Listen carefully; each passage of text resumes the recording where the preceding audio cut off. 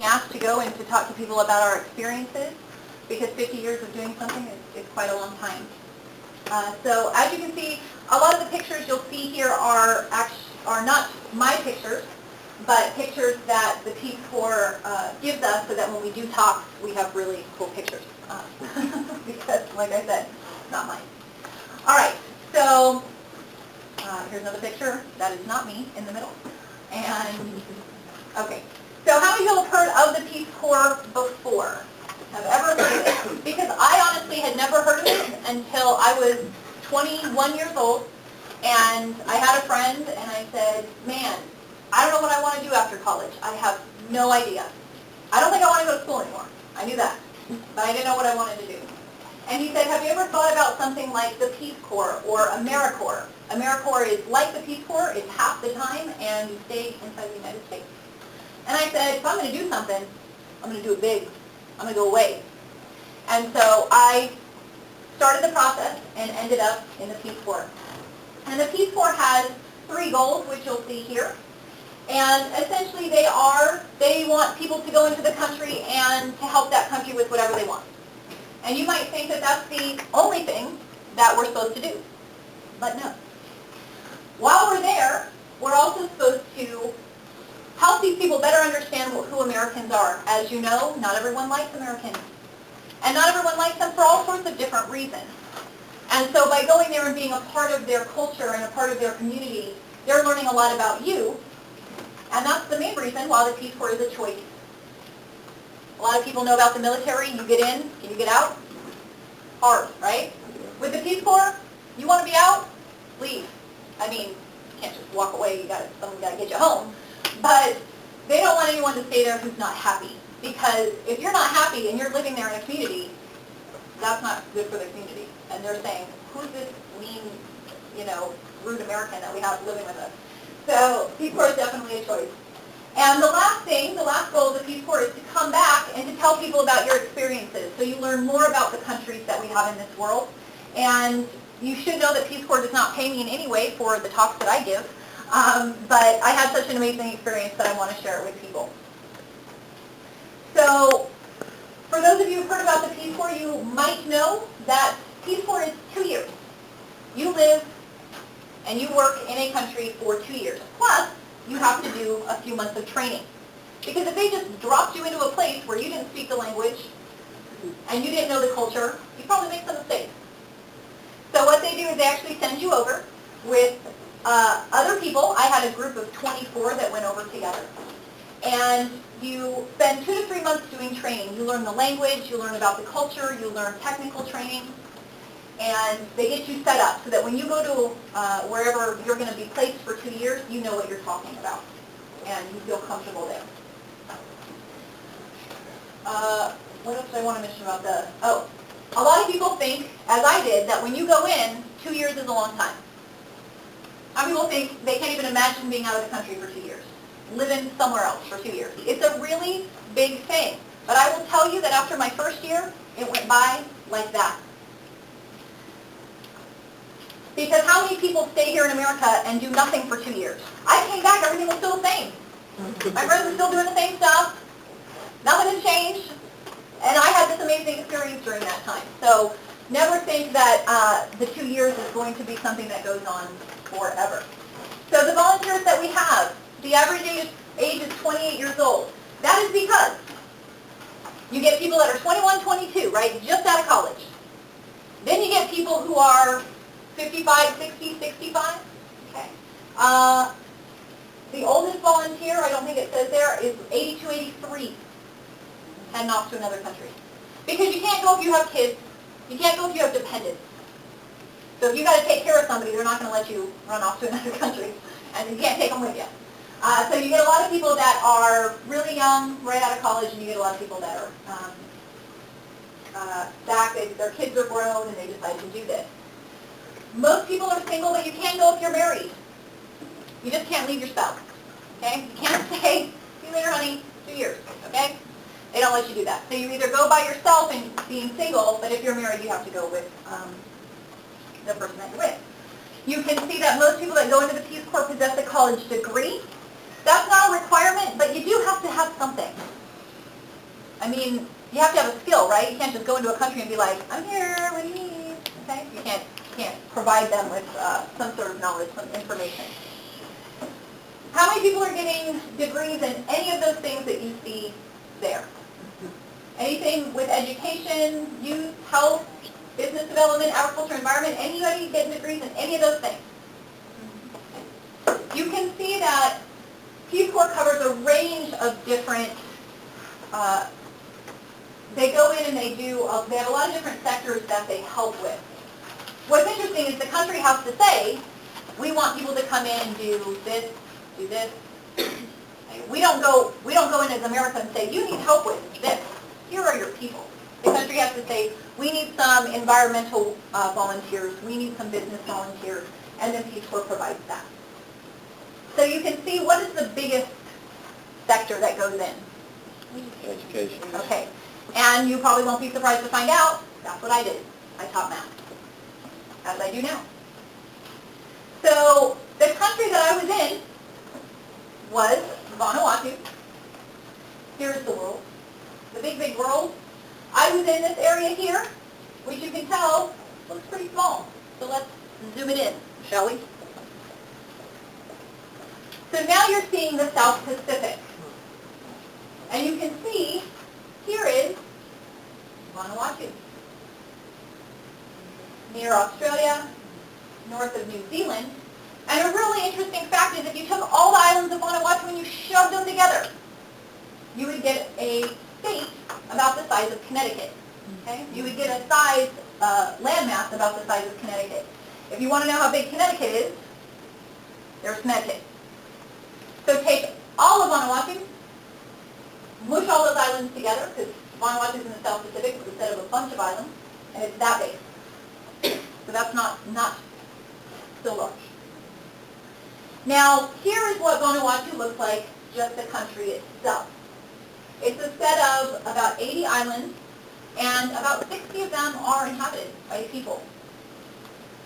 What you'll see is, here is the main island. So this is where all the planes come from Australia, they come from New Zealand.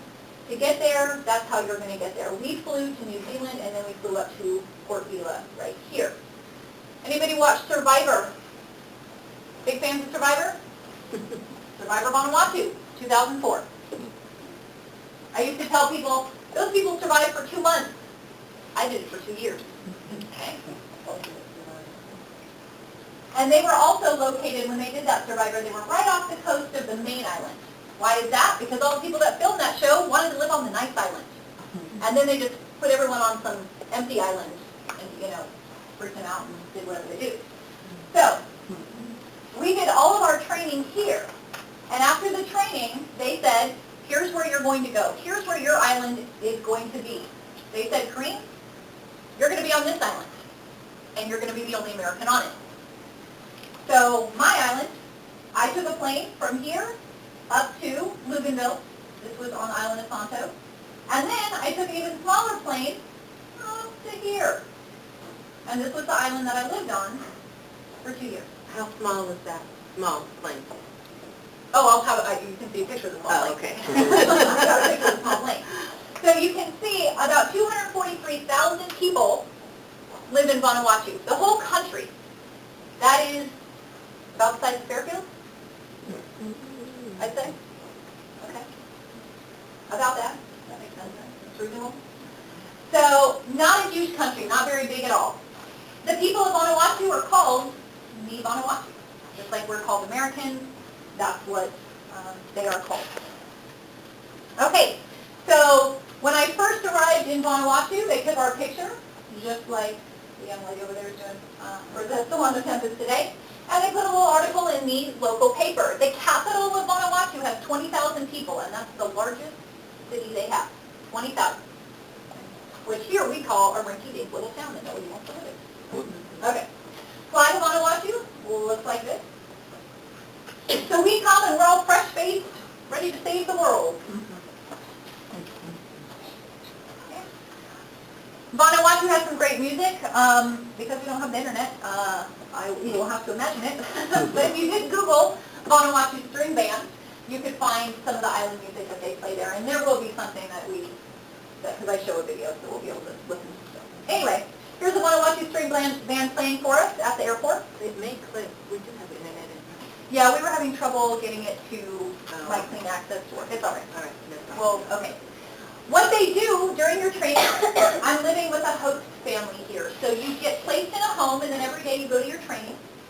And at night you come back and you eat with your family. And the Peace Corps pays the family, it was about 1,200 Vanuatu a week, I think, something like that. That doesn't sound like a lot. That's only 12 dollars. I can't remember. It might not only be that. It was, things were not very expensive there. So they pay these families to keep us there for the time that we're doing the training. And this was at the celebration when we finished our training. You can see there what I'm wearing. It might be a little bit hard to see. What I'm wearing there is called an island dress. And Vanuatu is so hot. So hot. Like the kind of hot that never leaves you. You're sitting in the shade and you're just sweating. And everyone goes, man, you were in paradise. But it was hot.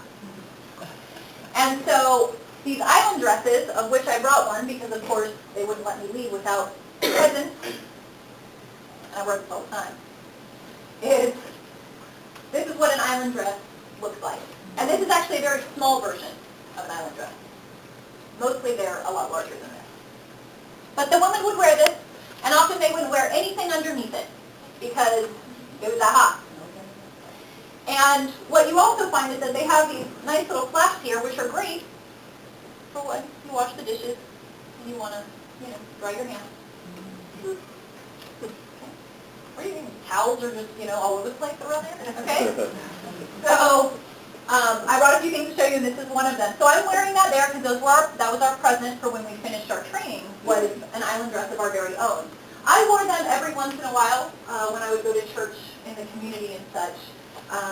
But I only took a couple home. I didn't think I needed a closet full. During training, we learned about the local food. There you see some big palm leaves, and inside, that's like a potato. If you've ever heard of manioc, taro, a lot of root crops are cooked. And what we're doing there is we're putting it all in, and we fold up the leaves and bind it, and we put it in the ground in hot coals, and it gets cooked. And a few hours later, we open it up, and that's our dinner. And so the two women that you see there with us are part of the Peace Corps trainers, and so they're from Vanuatu. They're hired by the Peace Corps to help teach us about the country. Like I said, we also do technical training, so we went and did some teaching. That's me doing some teaching at a school. This was not the school I ended up at. This was the school during the training that we kind of guest lectured for, guest taught for. Okay. So after the 2.5 months is up and your training is finished, you do what's called the swearing-in ceremony. Until you finish your training, you are not a Peace Corps volunteer. You are just a Peace Corps trainee. And we had 23 people that came and, 24 people that came, 23 people became volunteers. We had one girl, her name was Katie, and her family would send her these letters, oh, we miss you. And in November it was, we're not putting up the tree this year because you're not here. And she said, I want to go home. And she left.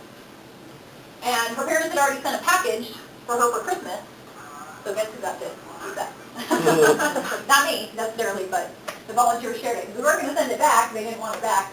The point is, it's not for everybody, and she learned pretty quickly that it wasn't for her, so these are all of us who ended up actually finishing our training and heading off to wherever we were going to be. So here's the plane that I would take up to my island. That is my airstrip. It is grass. And sometimes it would rain a whole lot, and then the plane couldn't land. Because planes can't land on really mushy grass mud. So when we were lucky, when we didn't have too much rain, we had no problem flying there. This was a slightly bigger plane. We did have some smaller planes. On one ride, I got to be right next to the pilot. And that is a view when that plane is taken off. So this is, like I said, this was the plane landing, I think, or it might have been loading up, I'm not sure. Trips like this in Vanuatu might carry people, they might carry chickens, they might carry pigs, or a host of anything else that someone wants to take from one island to the next.